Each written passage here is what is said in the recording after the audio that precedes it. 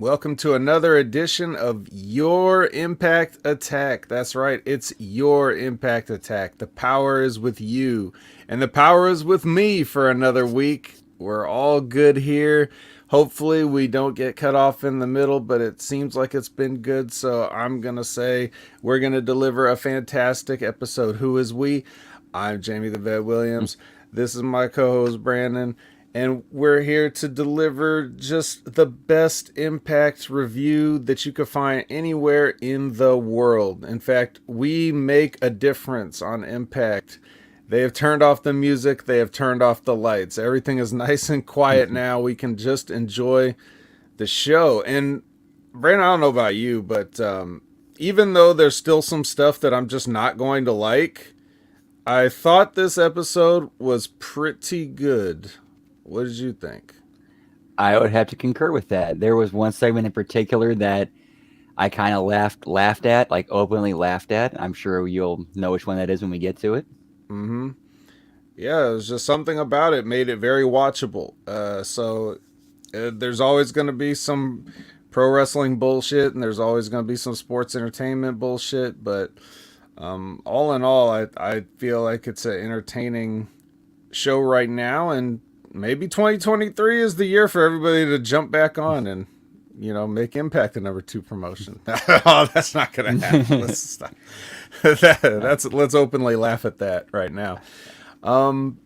But as far as I will say though, for them, if like AEW and WWE were doing the things right that Impact is doing right, those shows would be so much better right now. so much better, I think it's one of those things where Impact is kind of like it's still small enough to where they can do certain things that work for them, like on that level. And then maybe the other companies have gotten just like just like too big, like too unwieldy, like you can't make those small changes. It won't have any effect on the overall thing. I don't know, or too many people's attitudes that you'd have to readjust. So I don't know, but in any case, we can. I guess we can address it because this is your platform where you have a chance to speak on any of the things that have been going on.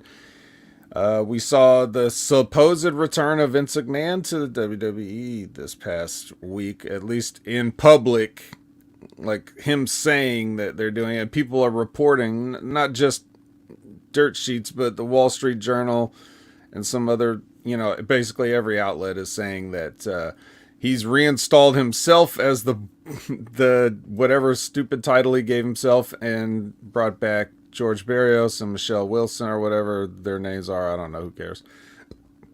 So please, I've spoken about it on the Smack Attack, which you can go back and listen to, channelattitude.com. But this is your chance to say whatever you want on the matter. I think this can only be, man. Honestly, this could. I don't want to sound like Dave Meltzer here, but this really could go either way. This is Vince McMahon we're talking about, and he is the guy who has put everything on the line in one great big gamble where it could make or break him. And who's to say he's not old enough and crazy enough to try it again with selling the company?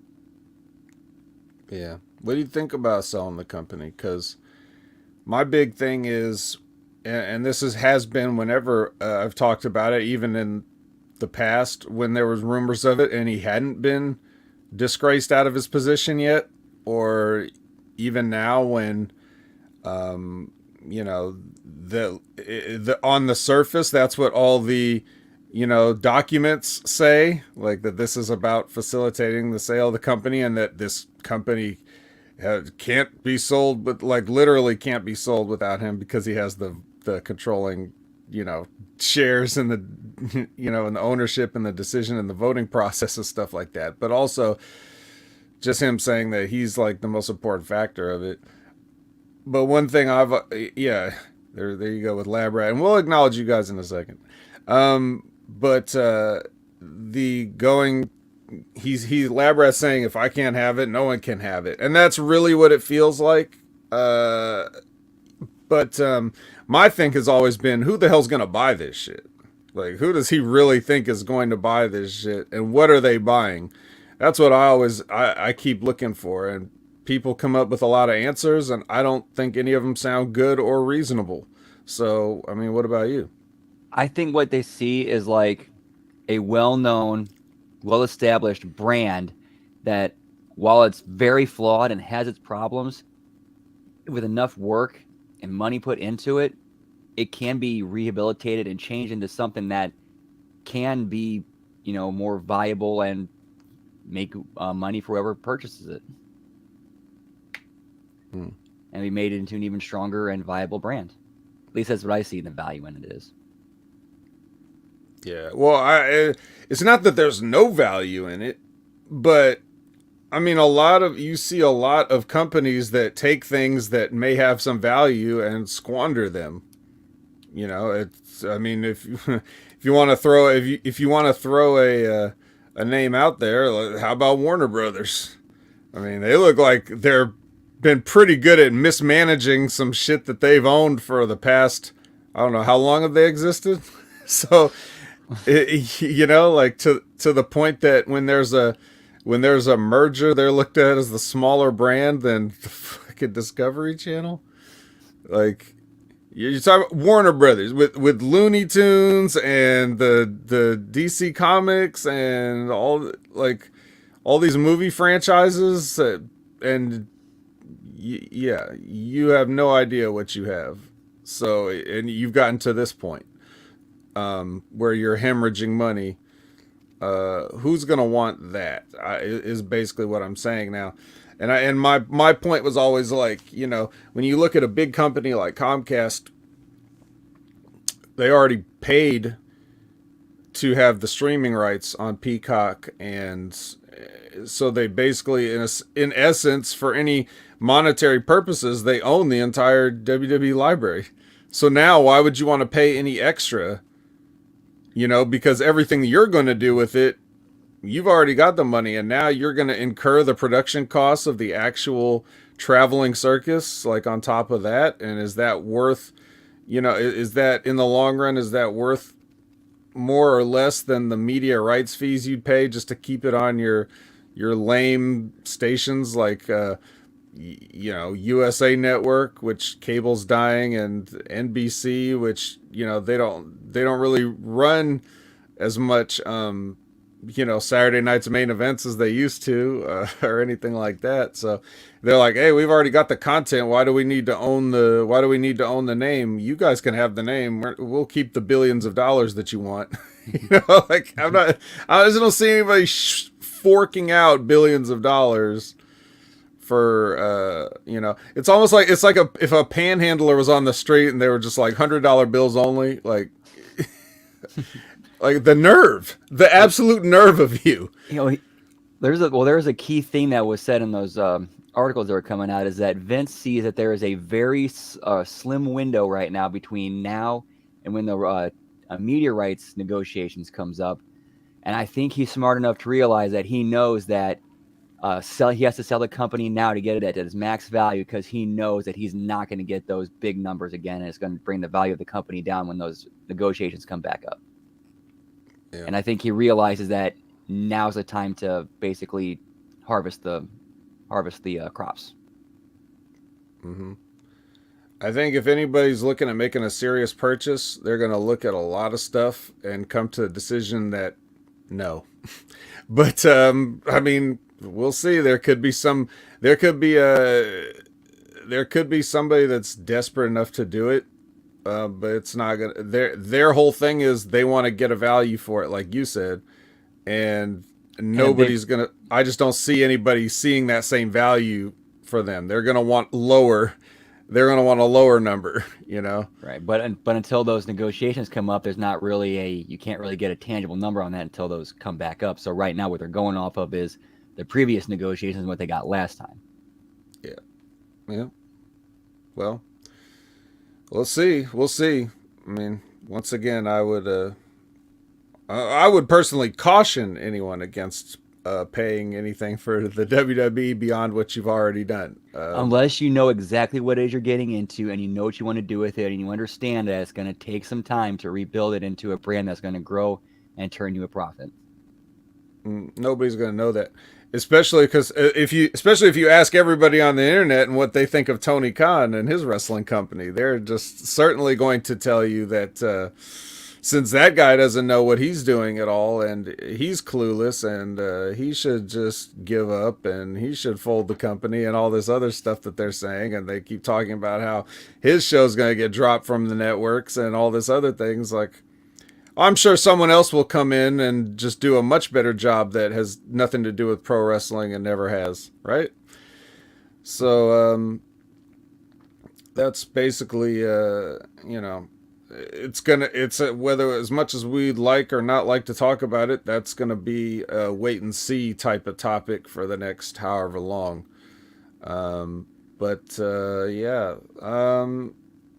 What else? I guess we could. The chat is very lively right now. We've got a lot of people here. Maybe they'd like to be acknowledged. They're probably sitting there, clicking their mouses and typing on their keyboards and getting restless, saying, "Why haven't I been acknowledged yet?" So, let's not keep them waiting any longer. Who do we have with us tonight, Brandon? Let's see. We got the whole gang as usual. We got Buckshot Kid. We got Jerome Hall. We got Canada Spaceman, Lisbeth, Media M5, Javi Uchida. Who else we got? We got Hey-Pot. Yeah, pal. Get me. We got Hey-Pot. Alexa, all the way from Germany. We got everybody in the house tonight. Whoop whoop. Yep, it's pretty late in Germany. It's probably like 3, almost 4 o'clock in the morning.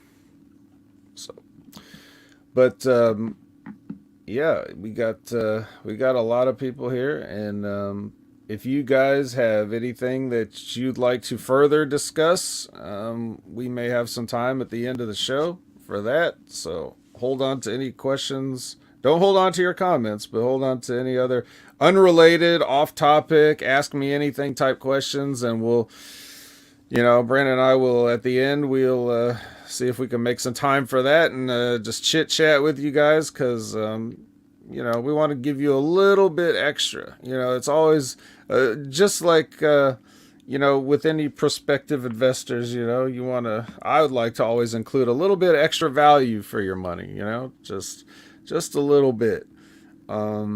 Is there anything else you'd like to discuss before we jump into the Impact episode? No, I just think 2023 is going to be a very interesting and pivotal year in wrestling, just based off of this Vince McMahon news. So, yeah, next few months especially. So I'm very interested to see where this goes. This could be very entertaining and fun to see. All right. So, all right. Well, let's talk about interesting. We're going to start off this Impact episode. I haven't watched Impact this week. No spoilers, please. Yeah. Sorry, pal. You're in the wrong place. These are in-depth spoilers. We're going to get down into like how and why the things got spoiled. Probably was left on the counter too long. Deanna is going to join the commentary desk to start the show.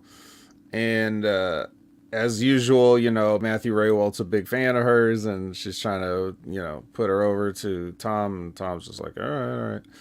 And then so we're starting out with this match with Masha Slamovich, who we haven't seen in quite some time. And her opponent is somebody that we've been seeing in these little vignettes. So this is Taylor Wilde, but it's like the dark version. It's Dark Taylor. The Wild Witch. The Wild Witch, whatever that means. And we got the giant lady ref in here for this, so it's a super party here. So this is like one thing I notice about this particular match is that now that the aura of invincibility is gone from Masha, it's not the same Masha.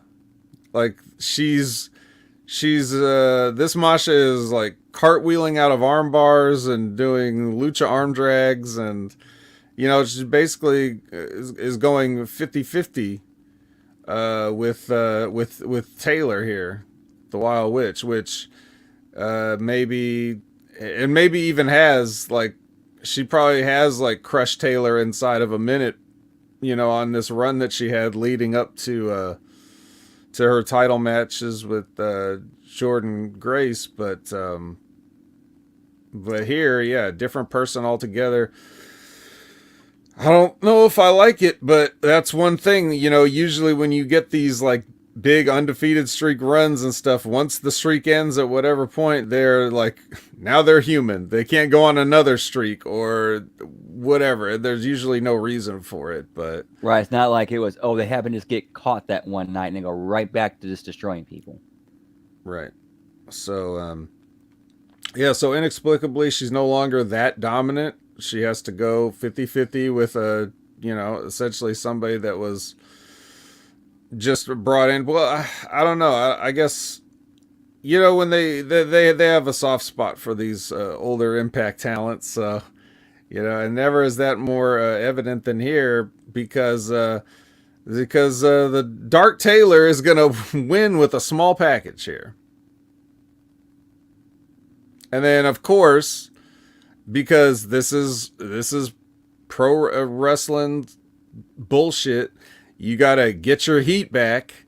And so Masha's like goes out and grabs David Penzer, like she's mad at him for making the announcement that Taylor Wilde won. And then the security comes out, and then she like beats up one of them and gives him a snowplow on the outside. And then the refs, like 3 refs, come out and yell what Stevie Richards would call pre-tape ease at her until she leaves. Just a lot of, stop it, Masha, what are you doing? Get out of here. Stop it, what are you doing? That's enough. And that had the perfect like plot device to get Masha out of that loss and make her look strong, or not make her look weak. You had Deonna right out there. Had their confrontation, Deonna gets up, costs her the match.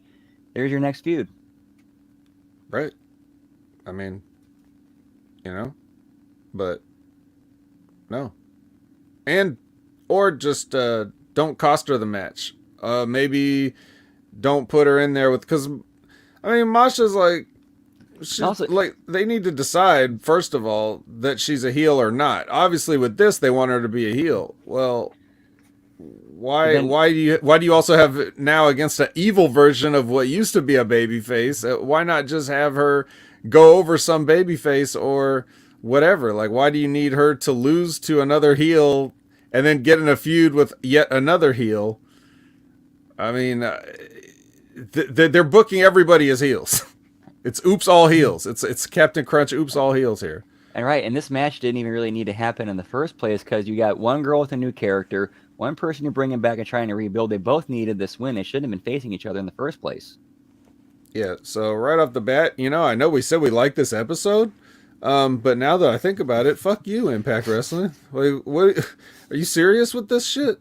Anyway, I guess what makes the episode seem more interesting is that you have Masha, who I want to see. I assume you want to see, and some people in the chat want to see. She's gotten herself over here in an Impact Wrestling setting, and so I guess we're just happy to see her, but not like this. This is they're moosing her. They're moosing Masha, and this is the start of it. All right, so let's go to the chat here. Media M5, Deonna is looking bangable. Canada Spaceman says Deonna on commentary was funny. Lambrad says deepfake Masha. Hatebot says Masha has to get her shit in so she can go to AEW Dark. Please no. Liz doesn't like 50-50 Masha. This is mother fluffing bullcrap. And she's right about that. Media says the end looked like something was a mistake. Then they quickly edited the roll-up in to finish. Yeah, maybe. I don't remember at this point. So, yeah, I don't know.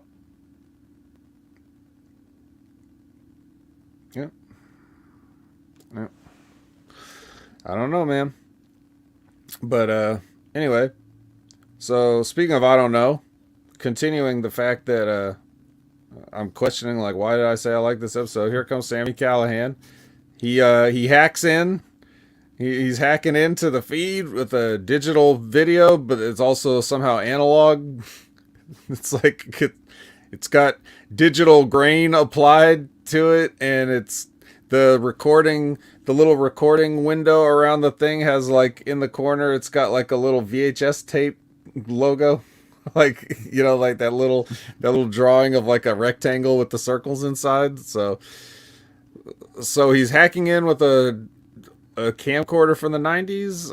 I don't know.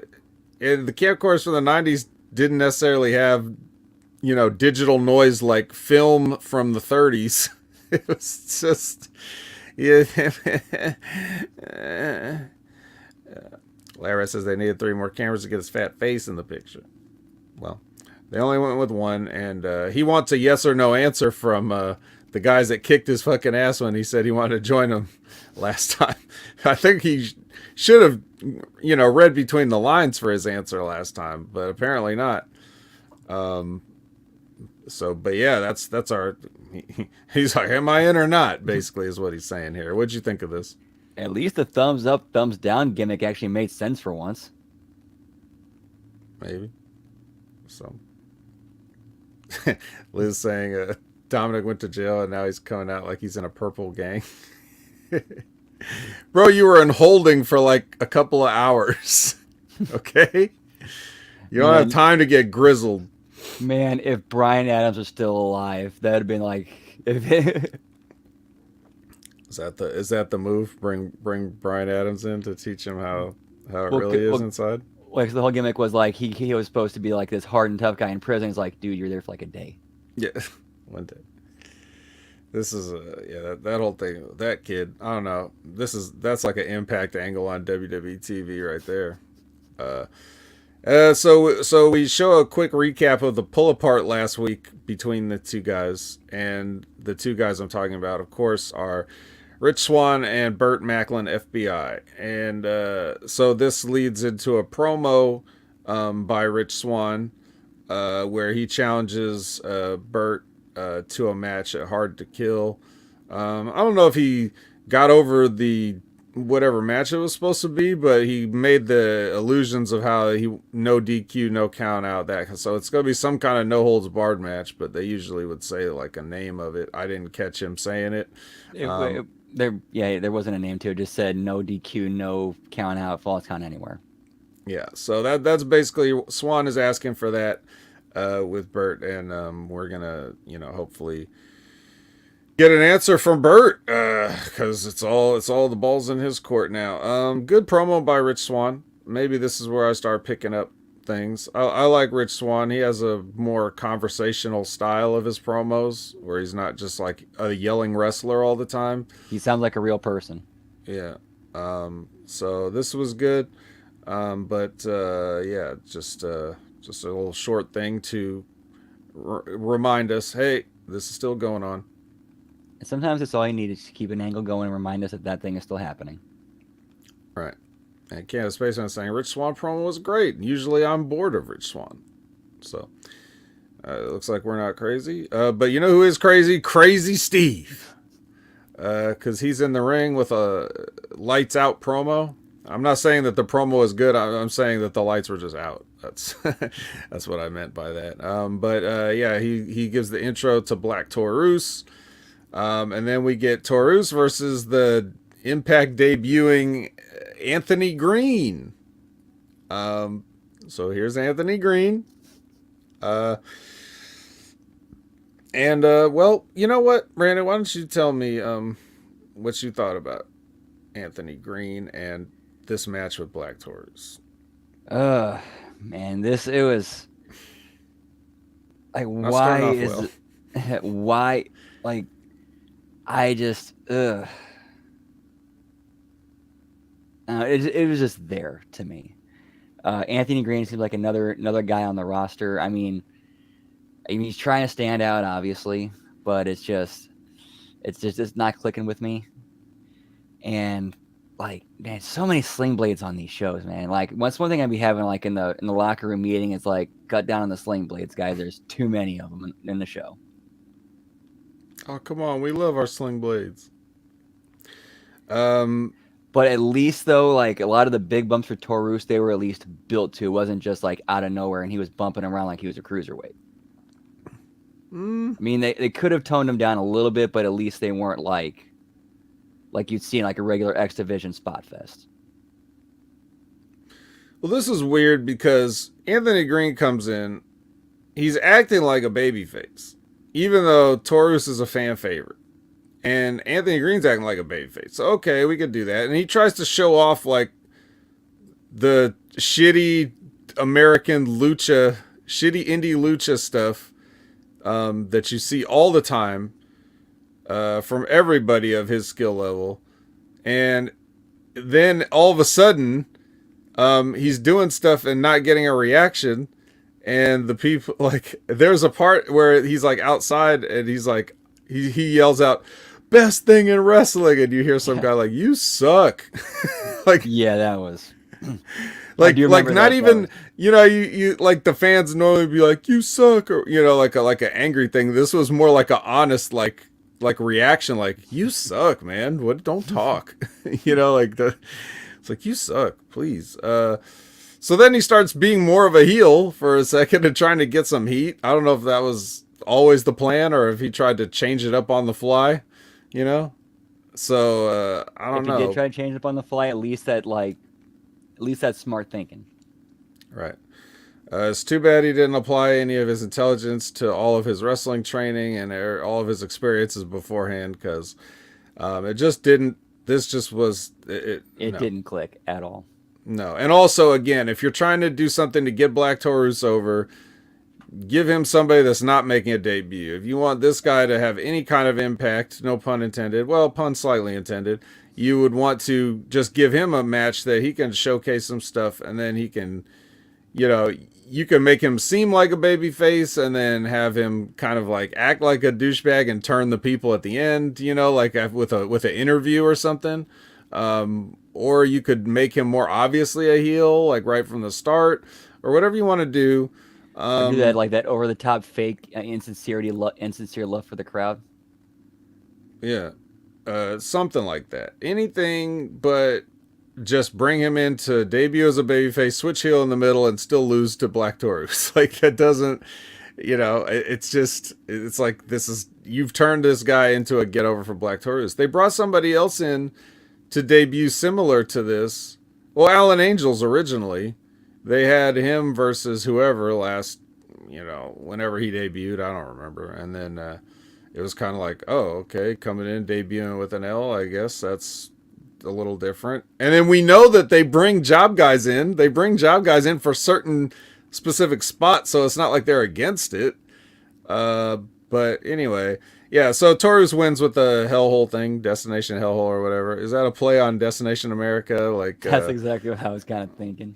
Yeah, but anyway, yeah, he wins with that and whatever. Now, I told you guys, I warned you guys about Anthony Green last time when he was doing his little promo and everything before his debut. I told you what you were going to get. So my question to you all in the chat and Brandon yourself is, did I misrepresent Anthony Green? Nope. Did I lie to you guys? Did I not warn you? Yeah. And then on top of that, after he turns on the crowd, who tells him he sucks, because he does, and then after he turns on the crowd, he's going back up the ramp after losing the match. He's like, here comes Trey Miguel, hits him with the belt, and then tags him with the spray paint. So, wait a minute. Do I like this guy, or am I supposed to feel sorry for this guy? What is going on here? Yeah, again, another place of like wrong people in the wrong spots. Yeah. So there you go. I just don't know. Javi Uchia says Anthony Green looks like if Peter Avalon and the Young Bucks had a baby. That is true. It's clear who his influences are. Yeah, I mean, like I said, I warned you guys. I warned you. Didn't I warn you? Uh, yep. And someone should have warned Mike Bailey and his students at his little, you know, very small box. He's like has an MMA gym inside of a shipping crate or something here, a shipping container. Because Kenny King goes to Mike Bailey's, MMA gym or whatever this thing is supposed to be, and he recreates the ubiquitous hallway fight from every modern martial arts movie and show that there is. So they do this thing where he walks in, asks where Bailey is, that he starts fighting the students, and he beats up these four people in one take, which is just it's kind of funny, just the way they do it. I like the idea of it. I like that they're going to a location. I like that they're trying to film this. But it very much was the whole let's run at him one at a time deal. So you could just chalk that up to homage to martial arts films or something. I think that's what we're going to have to do in order for us to truly enjoy it. Like there's one part there that's like super cheesy where he threw the one person on top of the other. Yeah, right. Just to set up because the girl jumped on his back, and then he throws her onto the guy who catches her. Then he kicks the guy's knee out, and then Impact loves beating up students at schools. Lab Rat reminds us. Yeah, that's definitely not the first time we've seen it. That none will ever top the one where Jeff Jarrett's tapping out little kids. It's probably one of the all-time. How about that, Jeff Jarrett, huh? Howdy.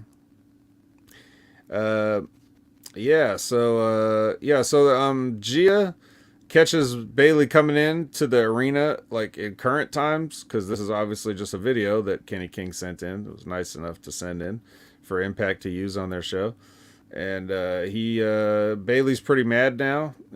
He admits it that he's mad, and he's challenges Kenny King to a pit fight, which essentially sounds like they're going to do the Josh Barnett's Bloodsport version of a wrestling match.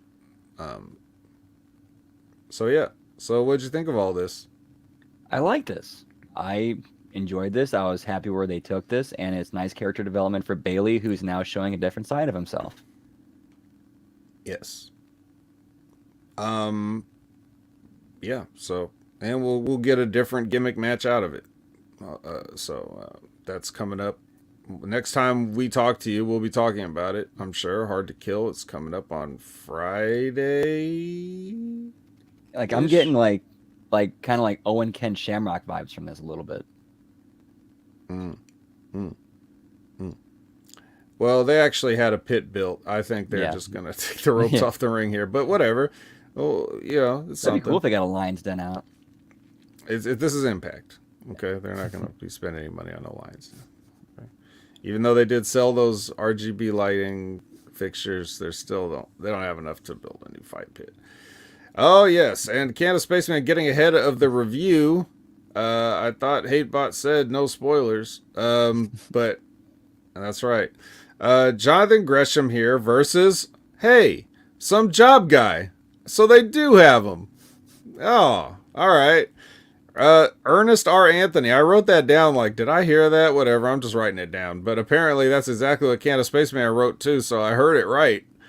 I was just like, I thought, did they just say that's his name? I ain't rewinding this. So yeah, some fucking guy. And then, what is, now, tell me if you saw this one, Canada Spaceman. So Jonathan Gresham is working the leg this whole time in this match, right? And at one point, did Jonathan Gresham give him a knife edge chop to the knee? Did he reach down and slap this guy's knee while he was like standing in the corner? Did I see that, or was that another part of my hazy fever dreamish state or something? Because if he did, that's the stupidest thing I've ever seen in my life. And I've seen Jonathan Gresham do some stupid things. And I'm not even talking about the stuff with him using his spot in the PWI 500 to justify his booking or not. I'm I'm talking about in matches. I've never liked that the corny little spots he does where he does like the fake out drop kick thing and does the little, you know, anyway, whatever. But he can be really good and serious when he wants to be, but then he likes to also do this goofy stuff too. It's what he can reach, says Lab Rat. Yeah, he still had to reach down though, so I don't know. Yeah. Anyway, don't do that, Jonathan Gresham, and whoever watches this, just tell him don't do that. I don't care what rank in the PWI 500 you are. You don't slap a guy in the knee. All right, doesn't do anything.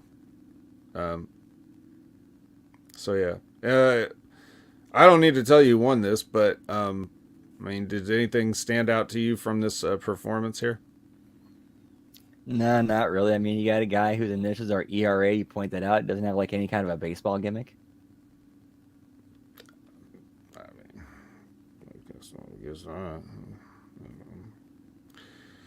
Baseball gimmick. Abe Knuckleball Schwartz coming soon to Impact Wrestling. Okay, now here's something. ERA can't land a punch to save his life. Yeah. So Tasha and Savannah are talking, and where is this area that they keep talking at? It looks like it's a completely different building, perhaps on an elevated floor at some place. Like it just looks nice. It looks like I'd want to kind of hang out there, like on my 15-minute break at work or something. It might be the hotel. Yeah, it might be.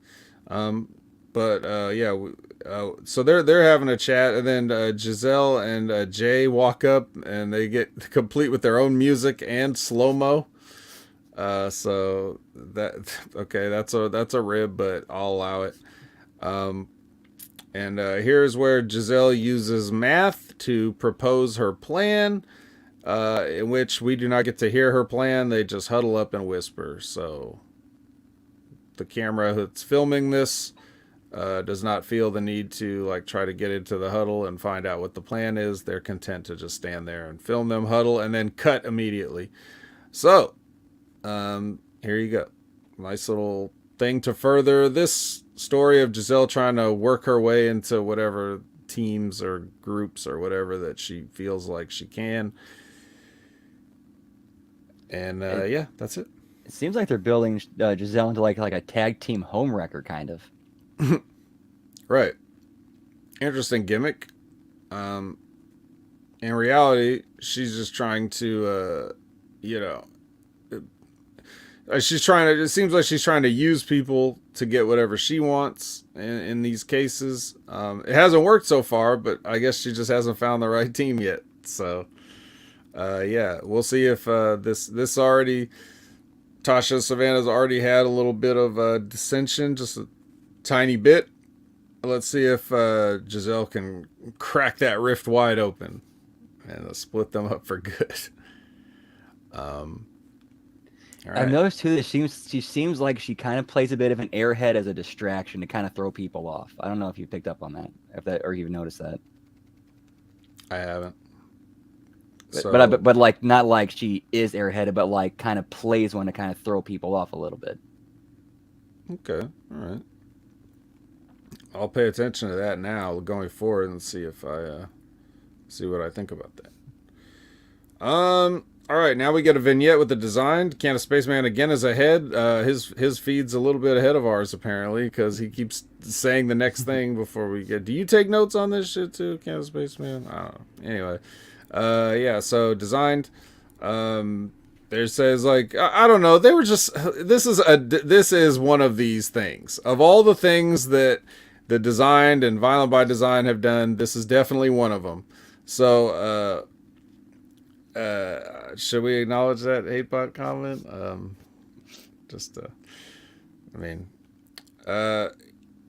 But basically what I got from the design here is, if Sammy will shave his head, maybe he can join or something. I don't know. I think that was basically what they were trying to say.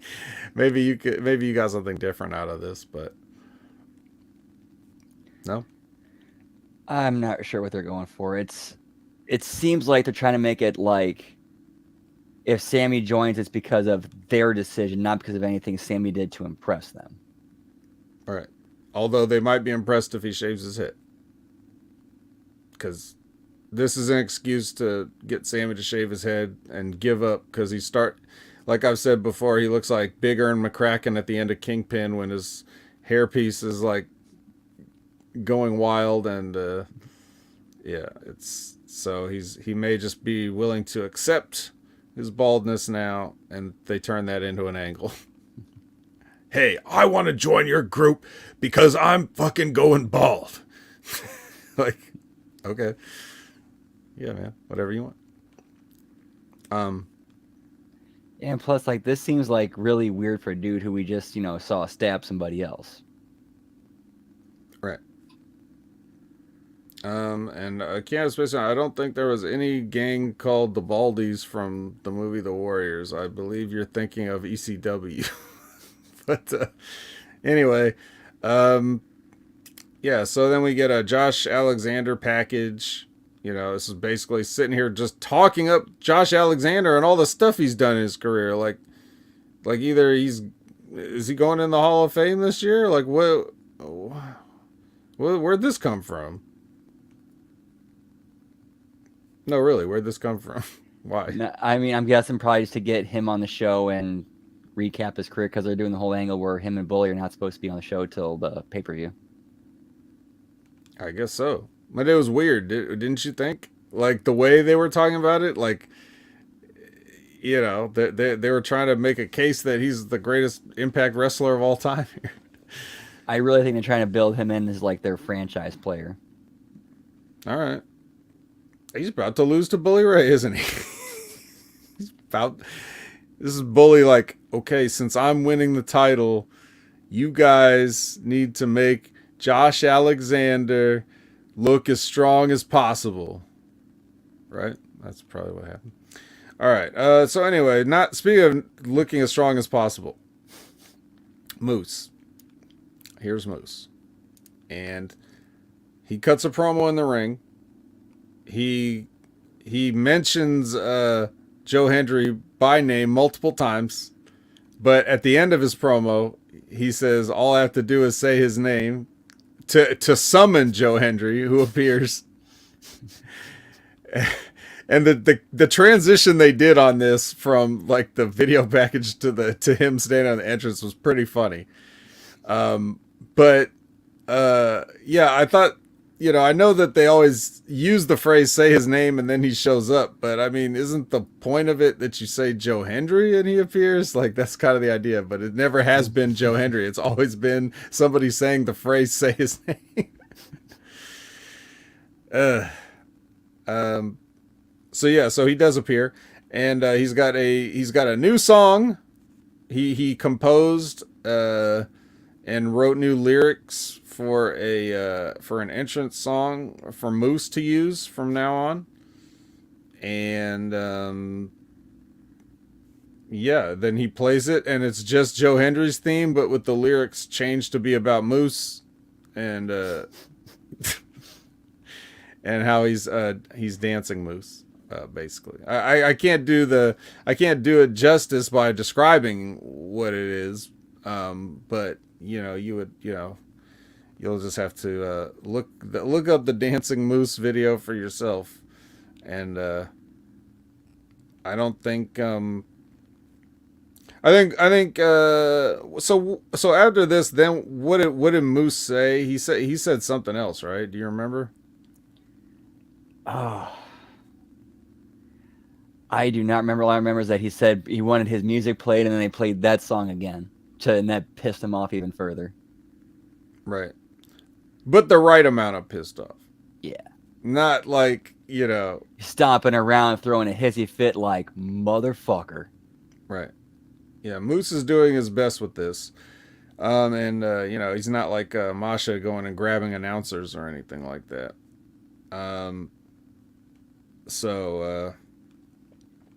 Which, we're going to get more of that later, and we'll talk about it. All right, so yeah, what do you think? Dancing Moose?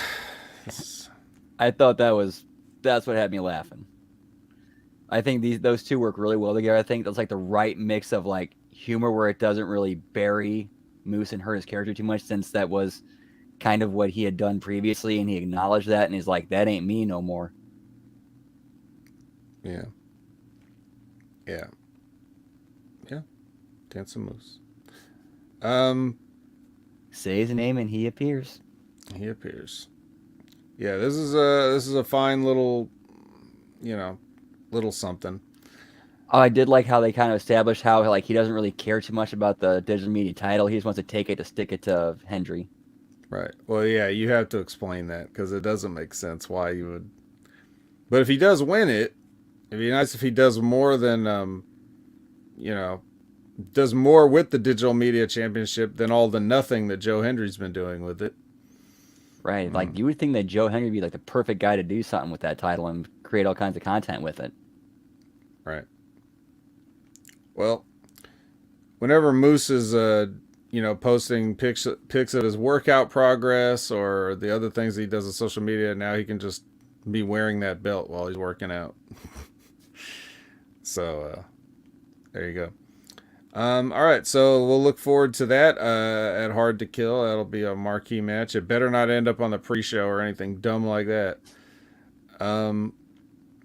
Okay, so next is a Mickie James, like, it's sort of like a package, but it's also like a mini documentary style interview. Like, I don't know, is this the becoming Ric Flair of Mickie James, except maybe not as sad. It's just Mickie just talking about the stuff that she's done and, just reflecting on things.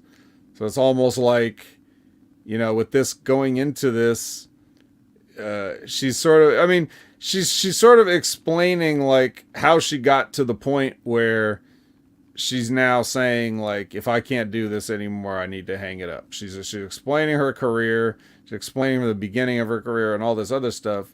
So it provides context for, what she's doing now and her decisions. But if you read between the lines, what it seems to me like is she's like, she's preparing for the fact that she's not going to win and that this is the end.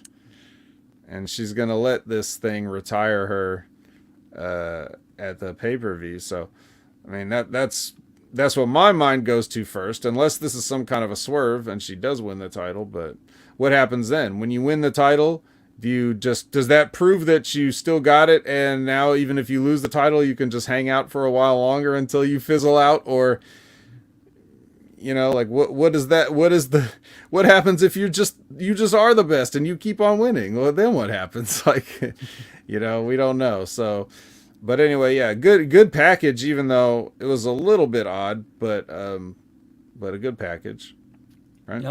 I really liked how they shot this and produced it, and just the presentation of it was very well done. And I think she did more of these with like some of their characters to kind of give more context of like their background, so you know more about them. Right. Like kind of like the rough cuts they used to do back in the day.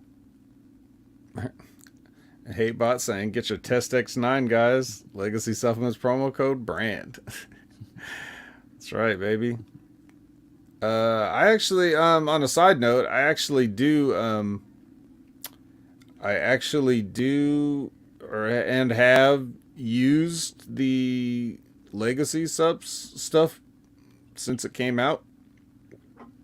And I'm not going to sit here and give you some spiel about how it really works. I'm just going to say I'm still in the testing phase. It doesn't not work, I can tell you that, but your benefits may vary, so I'll give you more updates.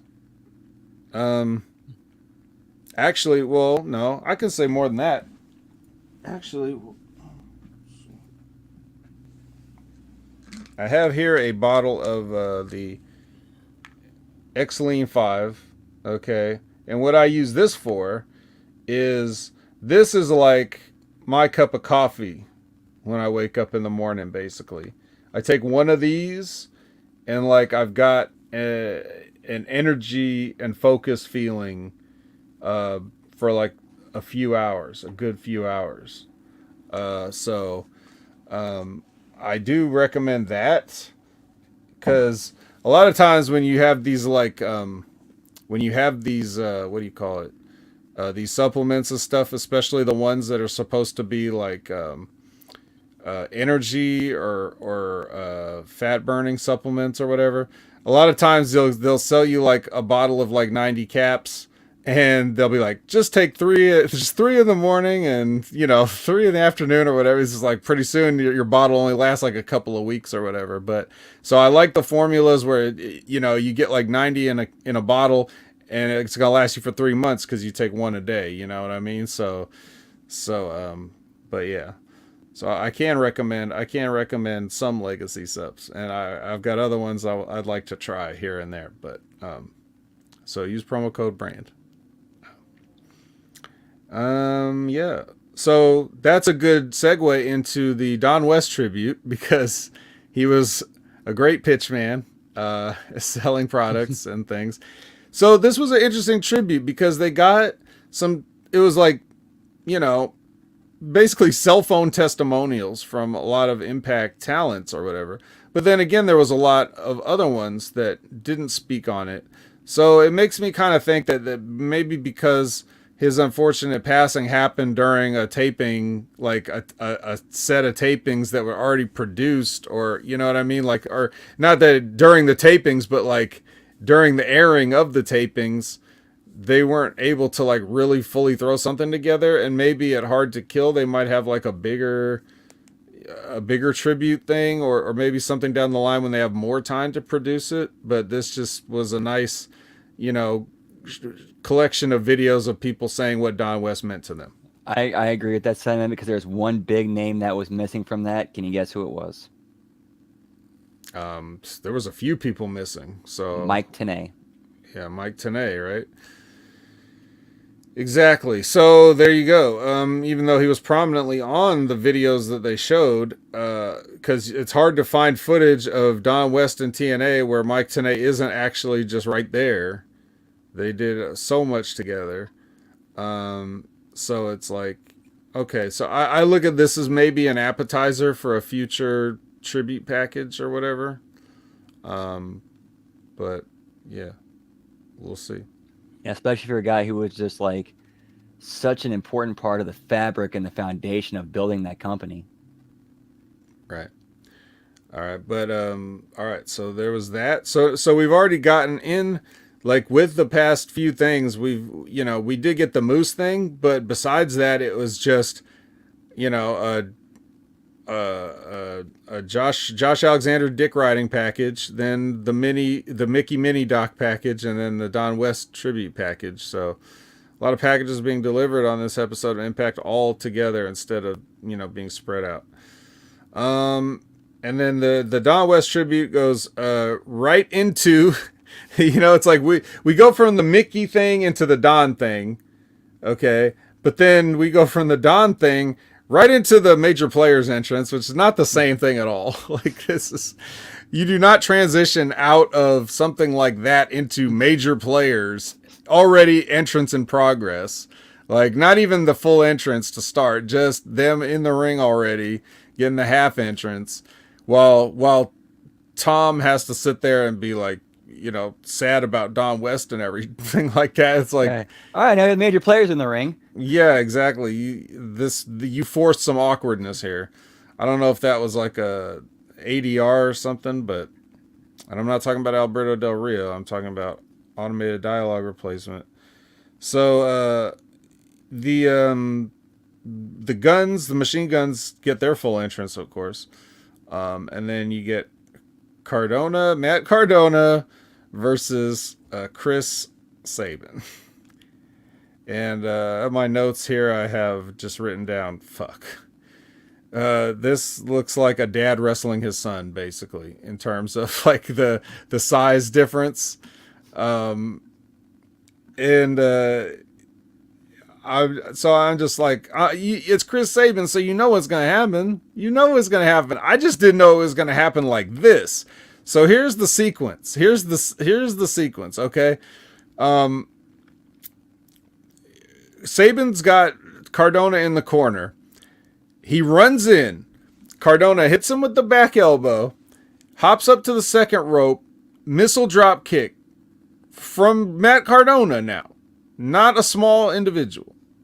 Missile drop kick from the second rope to Chris Sabin. Chris Sabin takes the drop kick, hits the mat, rolls up, fires up, enziguris Cardona. He kicked him in the shoulder, and Cardona took a face bump, but whatever. It was supposed to be a head kick. And then he picks him up and gives him the cradle shock. 1, 2, 3.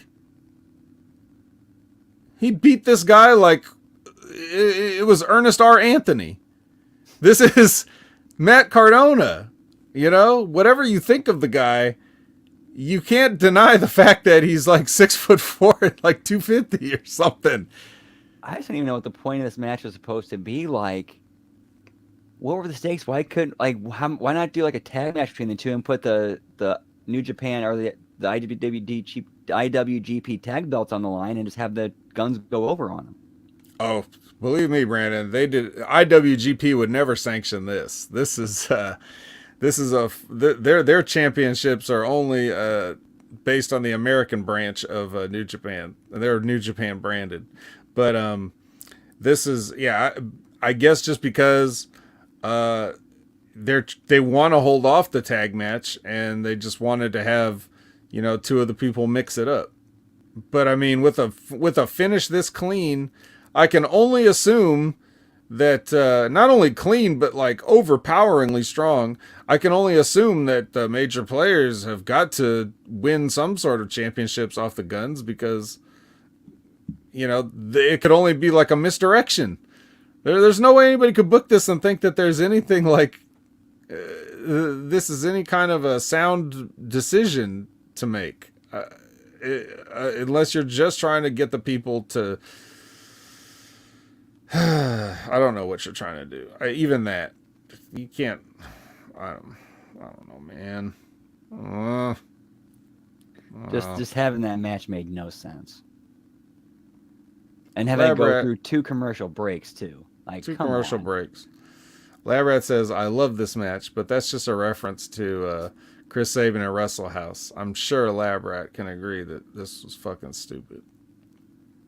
The finish is stupid. You can have the match if you want, but you can't just muscle this guy around like."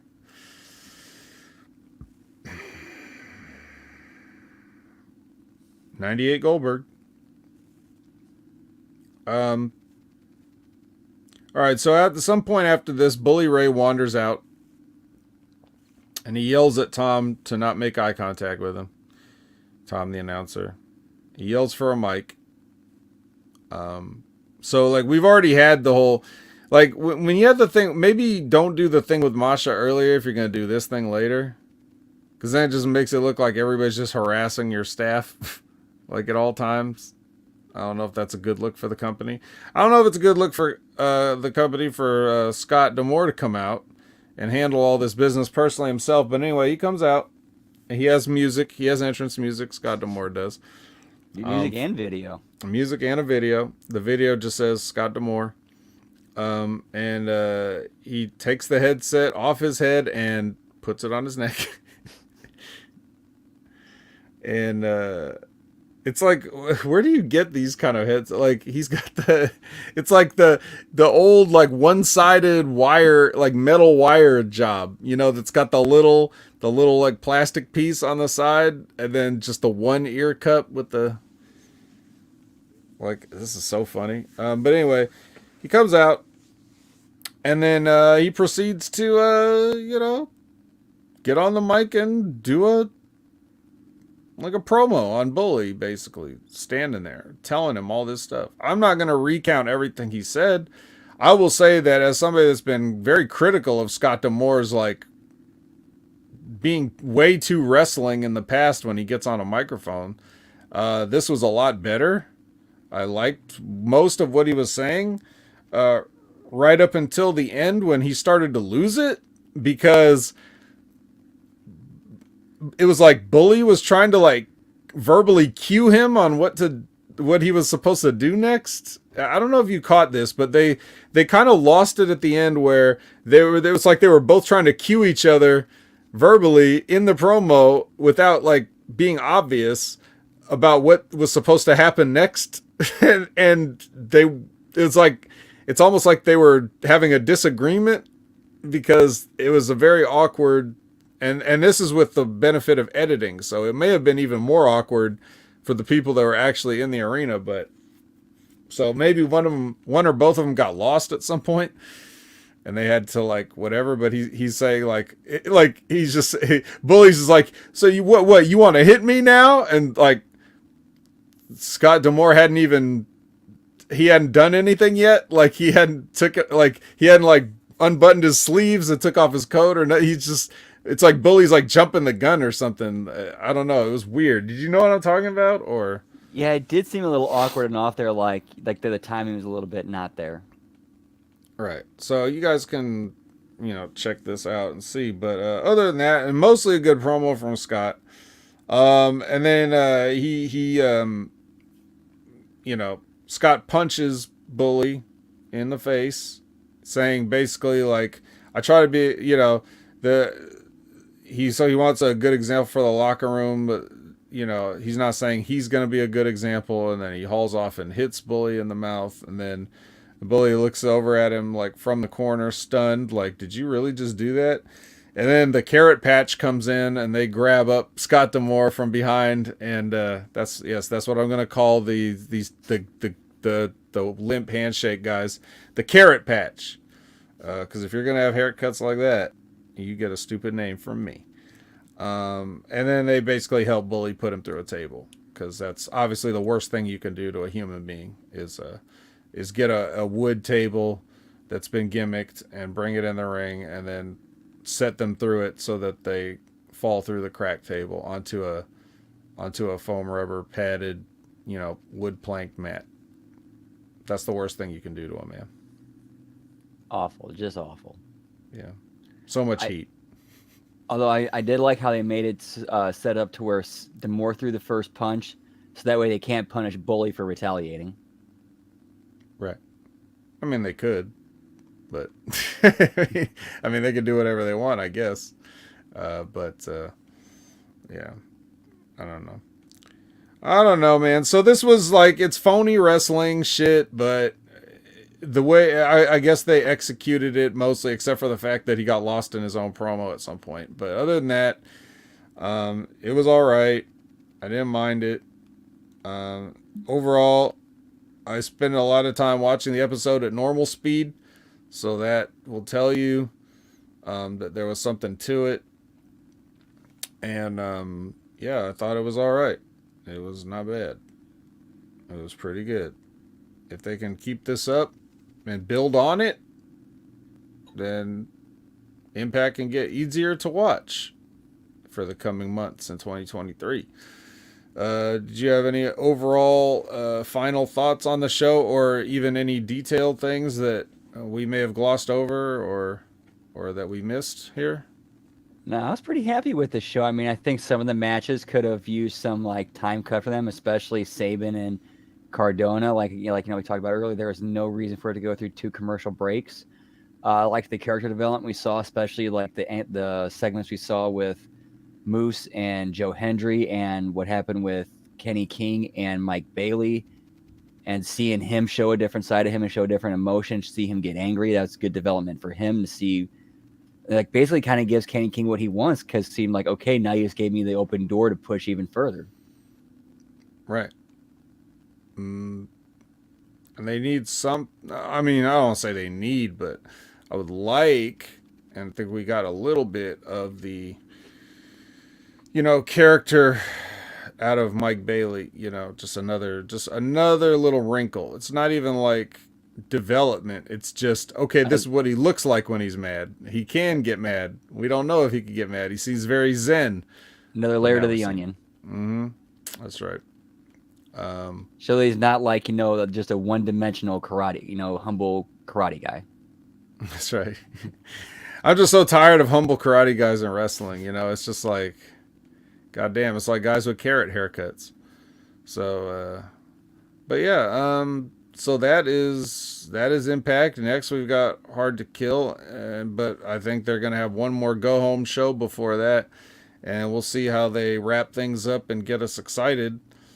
But I don't know, I don't know. I don't have a ton of faith. I'm gonna take this show as a fluke and challenge them to do it again, even though it's already done and in the can. But still, I challenge you 3 weeks ago to have, gotten it right, or whatever. So that's that. Canada Spaceman says this Impact attack with the VBC was only missing the C. What are you talking about? The C was here all along. The C was you, Canada Spaceman, and not just because your name starts with the C. It's because you're part of the chat. Hatebot will take his Impact attack back now. Thank you. Yes, please. You can please take it and have it. So yeah, now is the portion of the show where if you guys have any other comments or questions or things that you'd like us to address in some fashion, an AMA, if you will, like the kids like to do on Reddit, then we will now be, the floor is now open for questioning.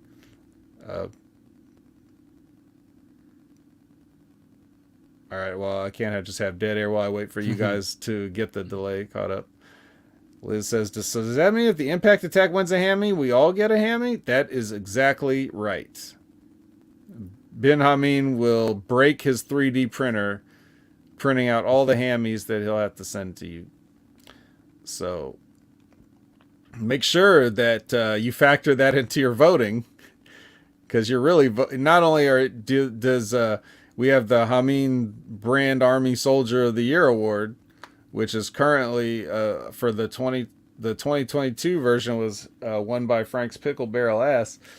Not only are you voting on that, but now you got to vote for, if you vote for Impact Attack, that's another vote for yourself. That's right. Is Wrestle Kingdom the average New Japan Pro Wrestling type show? No. Wrestle Kingdom 17 is the WrestleMania type show of the New Japan Pro Wrestling show, but they just don't do TV. Maybe New Japan is not for you, Canada Spaceman, because New Japan is sports. You watch the cards or you don't. They don't have like a TV show with a bunch of soap opera bullshit like these shows do. It's just they have their matches that you buy tickets to see, and because they have their own streaming service, they can film those house shows and everything and the big event pay-per-view type deals, and then they just broadcast all of them on their streaming service. And then what they have is kind of like what the WWF Superstars used to be back in the days when you watch on Saturday and Sunday mornings, those type of shows where they would take matches from those tapings and maybe put like 2 or 3 of them on there, and it would basically be like a clip show or whatever. That's how their TV show airs in Japan. They don't have like a New Japan Raw type show where it's like new matches, it's not really TV. It's not live TV exactly. So it's kind of like, it's just like sports here where it's like you watch the football game. Okay, you watch the New Japan card. There's a New Japan card today. You want to watch it? Okay. Let's see. You think the WWE will bring in Haku's kids as The Rock's backup? No. I don't. Does that mean they won't? No. This means I don't know if they would see that value in them. If you're talking about Tama Tonga and Tonga Loa and Hikuleo, well, in case you forget, Tonga Loa was in the WWE. He was Camacho, which was Hunico's like little bodyguard on the lowrider tricycle thing. So they basically took a Tongan kid and said, yeah, you're a Mexican. That's good WWE booking, right? I mean, yeah, the first time they'd done something like that, I mean, what was it they did? They had an Arab guy pretend to be a Cuban, and they had an Italian guy pretend to be an Arab. Mm-hmm. Yep. That's it. You know, I just, I, I mean, things are a little bit different now. Thank goodness. So if he does come in, he'll probably be as whatever he wants to be called, and not, a cholo sidekick. But he did work there, to answer your question. So, he's got those connections. I don't know if Tamatonga wants to go. He might want to go. He's done everything there is to do in New Japan, but he did defeat Carl Anderson for the never openweight championship at Wrestle Kingdom. So after Carl Anderson botched the finish, but anyway, random question from Liz. This or that? I always feel like you're gonna sneeze or have everything you touch tickle. No. No. No. No, not for me. What about you, Brandon? No? No. Okay. So, yeah. Free tacos for the crowd. Jerome Hall wants free tacos for the crowd. Get me ukulele. Who doesn't want free tacos? I don't know, man. Those free tacos. They're free for a reason. No muffins. Vet is on the wagon. Yeah, I don't think there was anything really. I mean, I could have eaten a muffin on the finish of Cardona and Saban. I could have eaten a whole thing of muffins right there. But I just didn't get it. Liz says, y'all are no fun as I sneeze. I'm sorry. There are times when when something will get, like, I'll breathe in something and then I'll just sneeze for several minutes intermittently because it's like it's stuck up there, and I'm thinking, like, shouldn't I have sneezed whatever this is out? Like, I can't, obviously it's not just anything internally that's making me sneeze. Something foreign got in there and is making me sneeze, but if I sneeze it should go out. That's the whole idea of the sneeze. The sneeze is the body's reaction of rejecting a foreign substance. And you're just sitting there just like, achoo, achoo. Well, I will give you a sneezing pro tip, though. Do it as loudly, ridiculously as you can. Because if you can really hurt yourself if you try to hold it in some way. Like when you try to do the whole thing or whatever, you can tear a muscle or something stupid like that. And you don't want to have to explain to somebody why, you hurt yourself sneezing. So definitely just let that shit out. I always sneeze completely obnoxiously. I try not to not spray everything out in the air or whatever. Like, I'll still try to into my sleeve or something like that, but I'll still, if you would have heard me, I would be like, ah, or something like that. Just so I'm definitely not holding anything in. I'm making sure it's getting expelled correctly and not hurting myself. I always heard that a sneeze counts as you get as much pleasure out of a sneeze as 1/9 of an orgasm. I can see that. It's like a relief, and apologize for the crudeness, but when you have a large bowel movement or something that you've been holding in for a while, and then you're just yes, that feels good too. This is just the relief, All right. So yeah, if you're constantly, the worst is when you be like, how many times does this happen where you start to just do that like here comes a big one, you're like and then nothing. It just immediately goes away. And you're disappointed. Yeah, you're disappointed. You're like, oh, I was hoping for that 9th of an orgasm. But yeah. Hate bot. Not the game ESPN was hoping for. Do you think Raw even tried tonight with this game on? Can I just tell you something? Nobody in the WWE knows what the fuck anybody else is doing. I promise you. They don't know if there's a college football game or what the score is. They are not programming the show around other sports. It's pretty damn clear that they're not doing that. I know Vince Russo says he used to do that back when they were writing the Attitude Era. That was like 30 years ago. It's not like nobody thinks like that there now. They're not even coming close to trying to think about counter programming. They're doing whatever the fuck they do. Here's Dakota Kai, here's Johnny Gargano. They don't care. So no, absolutely not. And because just because there's a good game on doesn't mean they'll try harder, and just because there's a bad game on doesn't mean they won't try. They're going to try the same amount of effort that they always do, which is whatever. Yeah. Whatever it is they're doing. Yeah. So, sneeze. Six more sneezes. Next level fashion files this week. No, but we are gonna have. We're scheduled to have Von Lilas on the Next Level Wrestling review this week, so we'll get to get some reminiscing over some old OVW times, and then we'll get into reviewing New Year's Evil, which Von Lilas is like, oh shit, I gotta watch NXT. I never watched that show.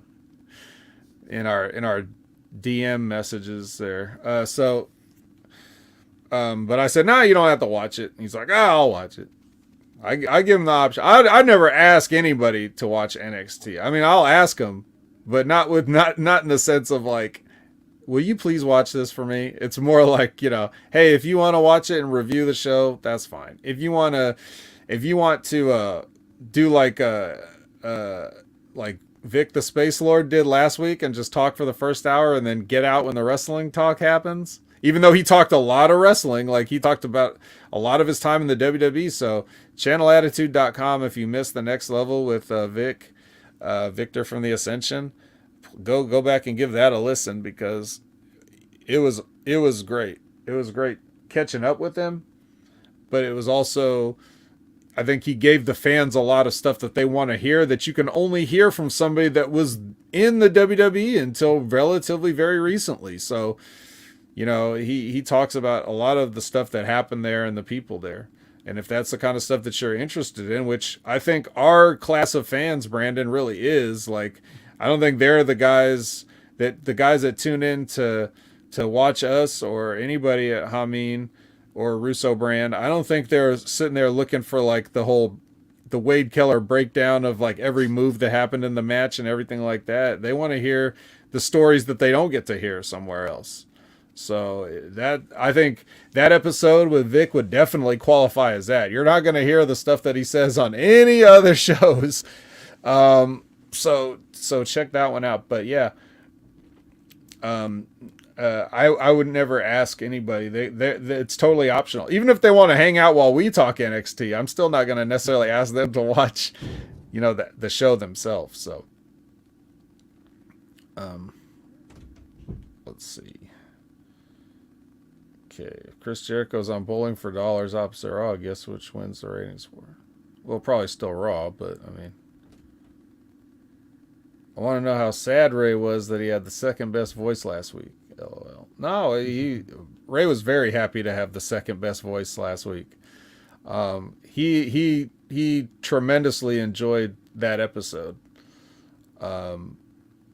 Hatebot says, speaking of guests, how is Victor not on Impact? Khan is already there. Impact could use a tag team like Ascension. No. Yeah, but Victor's in a different place in his life.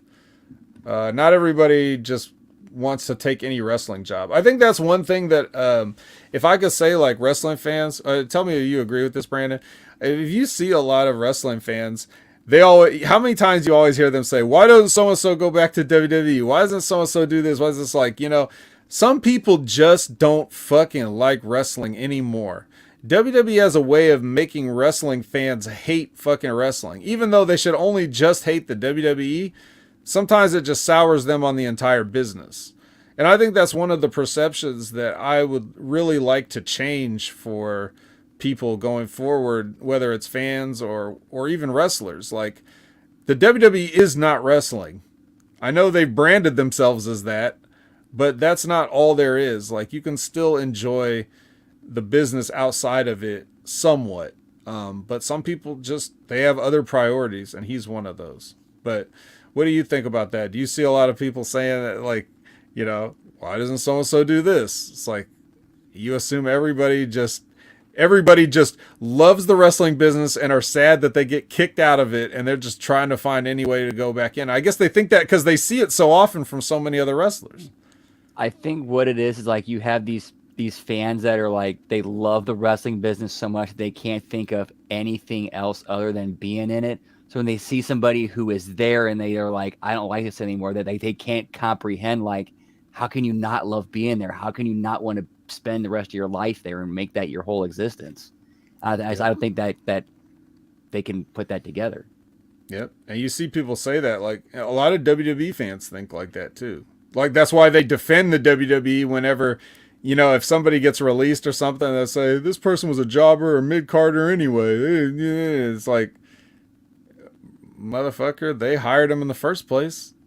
If that person had no value, isn't that the WWE's fault for hiring somebody that had no value? Or conversely, if the person did have value, then isn't it their fault for not getting the value out of them?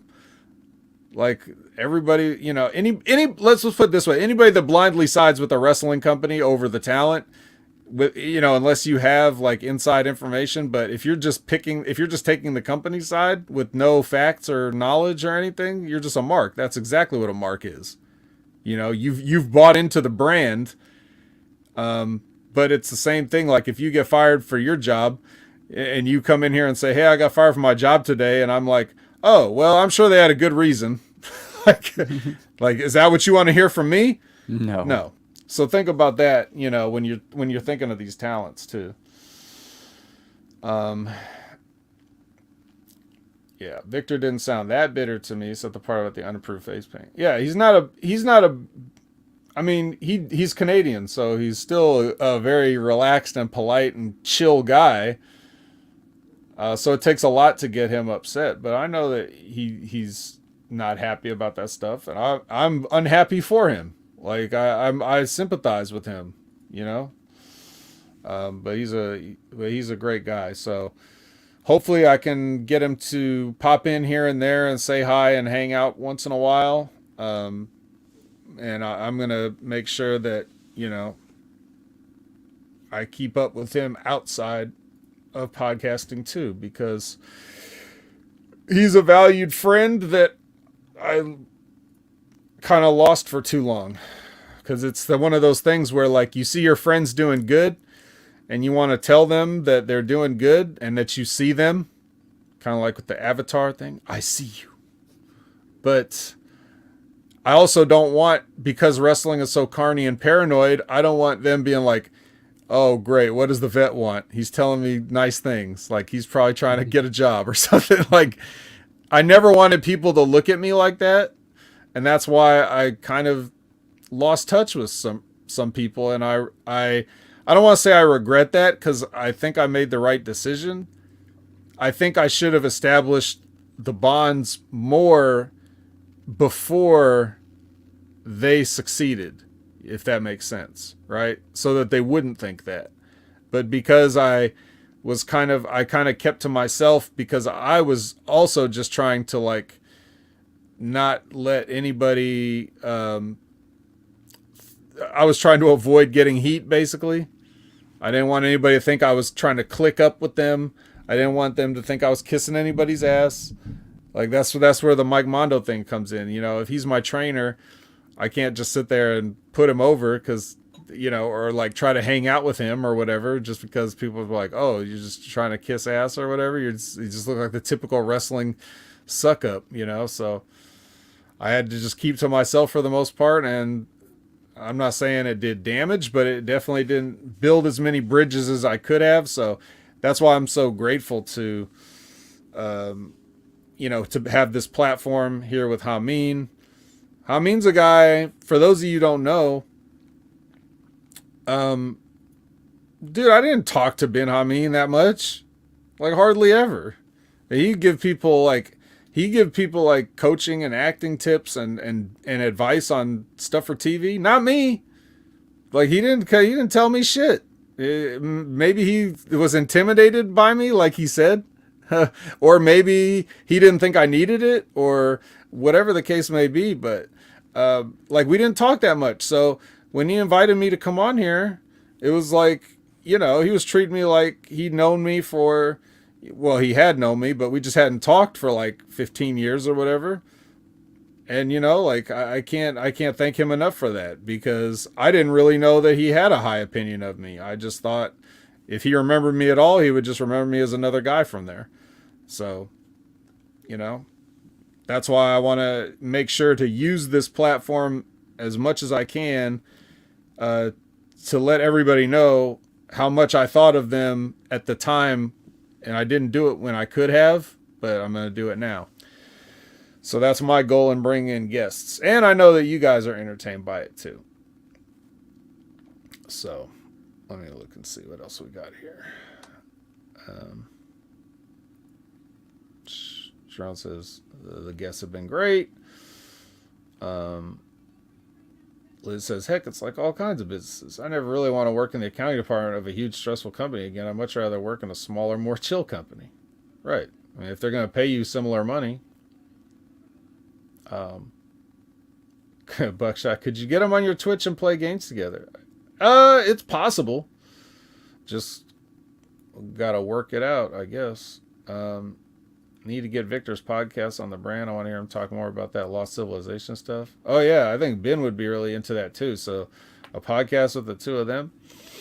But, yeah, just in case, just speaking of that, if you guys didn't know, and he doesn't do, like, a lot of episodes. They're very sporadic. But Wrestling with the Struggle is Victor's podcast, where he'll have a guest on and they'll talk about stuff. And so, yeah, definitely check out Wrestling with the Struggle on all the podcast players. It's on everything, I think. And now you hang out with all of us each week, and I couldn't be happier. The bet was too over, Mr. WrestleMania. I'm pretty sure Ben was at that WrestleMania too. I think he was. I don't remember who was all there because it was like a bunch of people. And we all took different like ways to get there. So, but I thought he was there. So yeah. All right. Well, what else you got, guys? We're about to wrap it up if there's nothing else. While we're waiting for anything else, Brandon, did you return to the Wrath of the Lich King recently? I did. We had a raid, I believe I want to say last night. We did a stream. I try and get another one later on this week. Oh, nice. All right. So that's going on there on that Twitch channel. On my Twitch channel, I'm just testing stuff to see if the power stays out or stays on, rather. Glad it did, because I like to keep my streak of not missing shows intact, and so that's always good. What shoes did I wear under my druid robe? It was just a pair of dress shoes. I don't remember what brand or where I got them. It wasn't like I could afford some kind of major name brand. It's probably a Walmart special or something. But yeah, we had like we had the dress casual type thing there, and it was I don't know, not that interesting. I got New Japan Wrestle Kingdom ready in my Discord. Imagining Airwalks. Yeah, no, they were just like they were the kind of dress shoes that you wouldn't think twice. You'd just look at him and be like, okay, he's not wearing sneakers. There were some guys that, maybe didn't have the self-awareness to dress like they should have, but we were, most of us thought, at least a button-up shirt and a tie. And then, there was somebody had like a whole suit. I'm like, all right, let's calm down, man. You're a fucking extra. You know, you're not getting hired today. I'm sorry. It, there were guys that were like, there were guys that had, they changed into like their workout gear. I told this story before too, but like the guys that changed into their workout gear, and the reason I would tell the story is because that's what I think of when I think of those guys, the Daddy Magic and whatever, like the two 2.0 guys from fucking Jericho Appreciation Society. Like I think of those guys reminded me of the guys that showed up at WrestleMania, the local indies, and actually had workout gear because someone told them, hey, you should have your workout gear and you should always bring your gear to a show, you know, because you never know what's going to happen, right? And this guy's walking around with like the basketball shorts and the tank top and the wrestling boots with knee pads and stuff, and I'm just like, I'm sure that they've got enough people today. If anybody gets hurt on the roster, I'm sure that at WrestleMania they'll have somebody to fill in before they get down to you, pal. You know what I mean? Like, it's unbelievable. But yeah, last time they had Druids on WWE, fucking Druids had New Balances on. Yeah. Well, it's a different time. So. Yeah. All right. Well, I guess that's just going to do it. We're kind of petering out here, and I don't want the rest of the show to be dead air. So let's go ahead and get out while the getting's good. And you can find me at Opinion Haver on all the social media platforms, including twitch.tv, where, yes, we did try to stream today, and Jerome tried to jump in and play, but that damn cross-play is just not letting it work. I don't know what's up. We'll have to figure that one out. You can find me, of course, at the Next Level Wrestling Review every Wednesday at 8 a.m. Pacific, 11 a.m. Eastern Time. And with Big Ray, and we're going to have Von Lilas on with us, and that's going to be a good one, so be sure not to miss that. If you do miss anything, of course, channelattitude.com is always going to have your back. Such a great value. So much content. It's a ridiculous amount of content. I keep being afraid they're going to raise the price. But for right now, it's the same price. So take advantage of that. Get locked in. At least for a whole month at a time. You'll know that you ain't going to have to pay no extra. Just put the coffee down. And then, yeah. And then speaking of that, there's the... what do you even call it? The Smack Attack. That's right, the Smack Attack. I was on the Smack Attack with John Enright this past Friday. We talked about Vince McMahon. We talked about Wrestle Kingdom. We also kind of talked about SmackDown too, but that was less important. Definitely, I may be filling in there for an indeterminate length of time. So if you haven't been listening to Smack Attack, but the only reason you haven't been is because I am not on it, then you might want to have to readjust your schedule there for that. I also recently recorded a Wrestle Kingdom 17 review with Jimmy T at the Pro Wrestling Coalition Network. And so we talked about Wrestle Kingdom for a couple hours, reviewed that whole show. That was a good time. And yeah, so in 2023, the vet's going to be out and about a lot more all over.